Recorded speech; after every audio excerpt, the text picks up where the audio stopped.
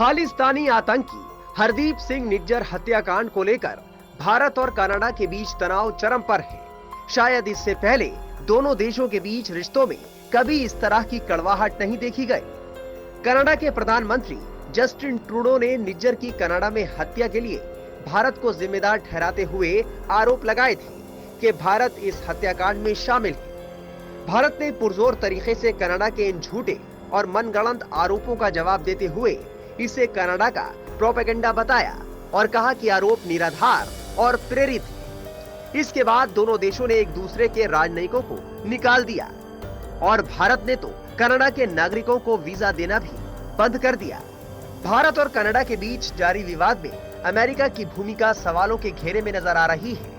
Canada में America के राजदूत डेविड कोहेन ने कहा है कि खालिस्तानी आतंकी निज्जर की हत्या से जुड़ी खुफिया जानकारी फाइव आइज इंटेलिजेंस अलायंस ने दी थी। इसी खुफिया सूचना के आधार पर जस्टिन ट्रूडो ने कनाडाई संसद में बयान दिया था। ऐसे में सवाल उठता है कि भारत और कनाडा दुश्मनी से किसे सबसे ज्यादा फायदा है। अमेरिका की इन बातों से तो यही जाहिर होता है कि वो भारत कनाडा के बीच दुश्मनी के बीज बोता दिख रहा है। बता दें कि फाइव आइज इंटेलिजेंस अलायंस में अमेरिका, ऑस्ट्रेलिया, न्यूजीलैंड, ब्रिटेन और खुद कनाडा शामिल है।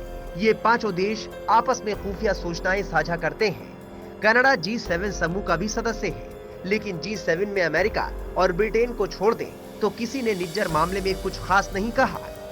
भारत ने तो दो टूक कहा है कि कनाडा ने हरदीप सिंह निज्जर की हत्या में उसकी भूमिका से जुड़े कोई सबूत शेयर नहीं किए हैं। भारतीय विदेश मंत्रालय के प्रवक्ता अरिंदम बागची ने पिछले हफ्ते कहा था कि कनाडा ने किसी भी तरह की खुफिया सूचना को साझा नहीं किया। रिपोर्ट के मुताबिक कनाडा और अमेरिका ने G20 शिखर सम्मेलन के दौरान निज्जर की हत्या से जुड़ी कोई खुफिया जानकारी नहीं दी थी। G20 के वक्त कनाडा के राष्ट्रीय सुरक्षा सलाहकार जोडी थॉमस भी भारतीय सुरक्षा सलाहकार अजीत डोभाल से मिली थी, लेकिन उन्होंने भी कोई सबूत नहीं दिया।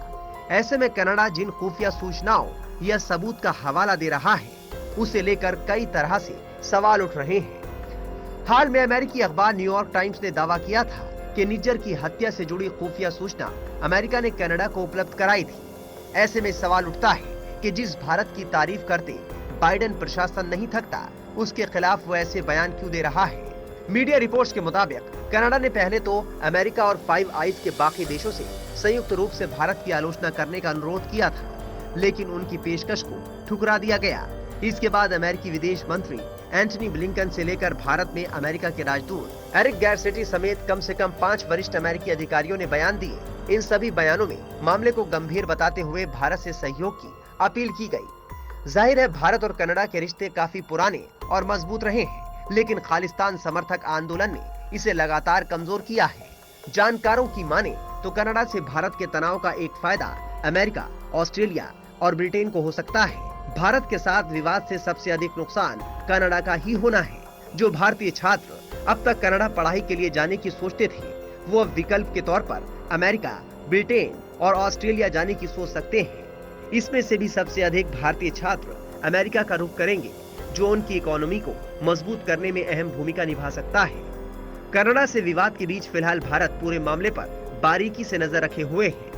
भारत अमेरिका और फाइव आइज में शामिल देशों के रुख को भी भांप रहा है और सोच समझकर हर कदम उठा रहा है। Times now of Bharat digital की रिपोर्ट।